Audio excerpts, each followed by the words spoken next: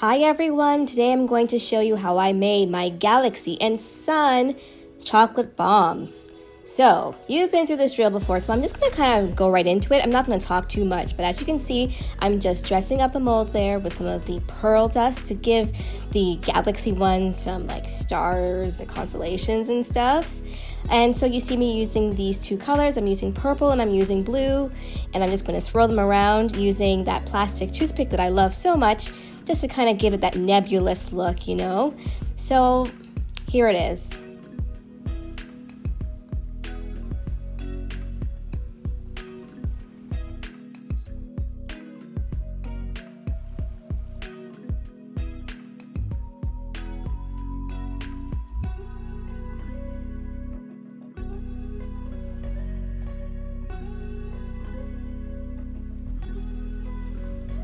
Now I'm doing the sun variety, so I'm using yellow and orange, but mostly yellow to create the pattern. I'm just kind of swirling it in.